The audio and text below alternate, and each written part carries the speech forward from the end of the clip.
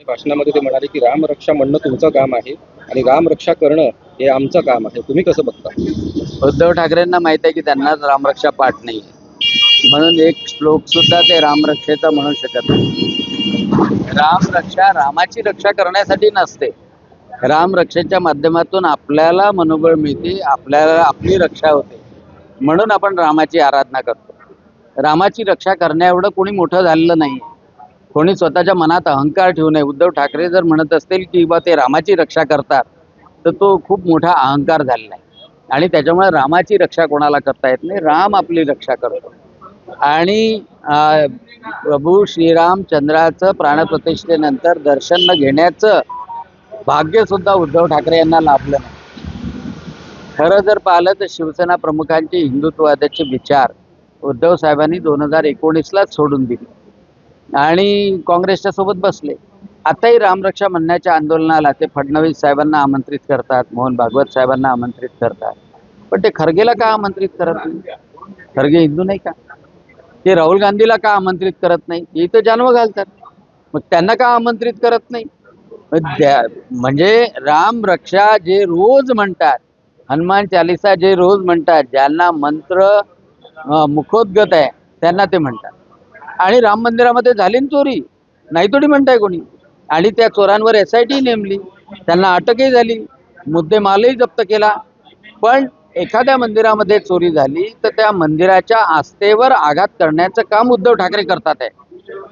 आणि त्याच्यामुळं प्रभू श्रीरामचंद्राच्या बद्दल जी करोडो करोडो भारतीयांमध्ये जगातल्या लोकांमध्ये आस्था आहे, ती आस्था संपवण्याचं काम जसे कम्युनिस्ट करतात, जसे काँग्रेसवाले करतात, ते आस्था संपवण्याचं काम उद्धव ठाकरे करतात.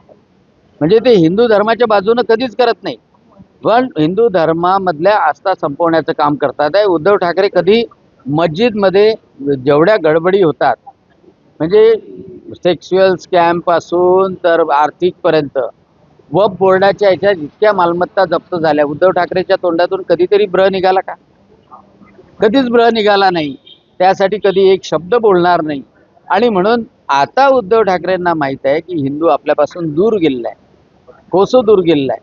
मग त्याला जवळ कसं करायचं आणि तेही जवळ करताना हिंदूंच्या आस्था कशा तोडवायच्या हा प्रयत्न करतात आहे. राम रक्षा एकही ओळ ते स्वतः म्हणत नाही. संजय राऊतच्या त्या पात्रामध्ये, त्या ताटलीमध्ये दिवा पण नव्हता आरती ओवाळताना. म्हणजे एवढं हास्यास्पद काम ते करतात आहे, हिंदू धर्माची थट्टा करतात. राम म्हणजे भाजपची खासगी मालमत्ता नाही आहे. राममुक्त भाजपसाठी आम्ही आंदोलनाची सुरुवात केलेली आहे असं ते म्हणाले. कोण म्हणताय? राम भाजपची मालमत्ता नाही, पण हिंदुस्थानची मालमत्ता आहे, जगाची मालमत्ता आहे. प्रत्येकाच्या मनामनामध्ये राम आहे, आयुष्यामध्ये राम आहे.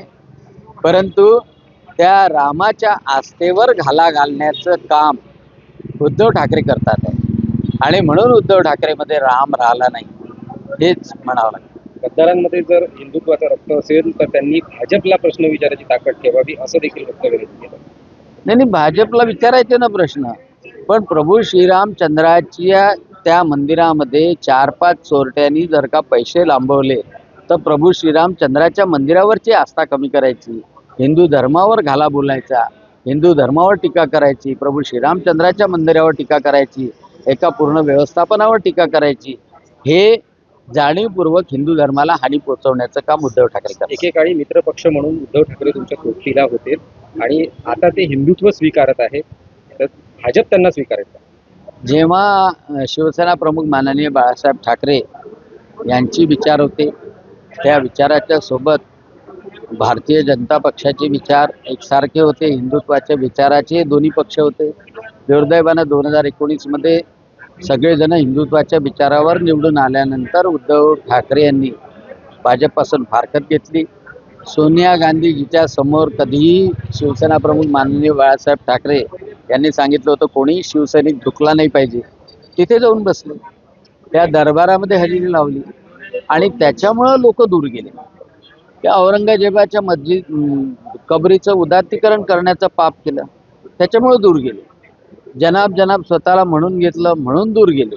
आणि त्यामुळं आता त्यांना जाणवायला लागलं की सगळेजण सोडून गेले, आता माझी रक्षा कशी होईल, माझ्या मुलाची रक्षा कशी होईल, माझ्या गटाची रक्षा कशी होईल, तर पुन्हा ते रामरक्षा म्हणण्याचं सोंग करायला लागतं आणि पण याचा उपयोग होत नसतो. एक बार बुन से गई तो हौद से नहीं आती.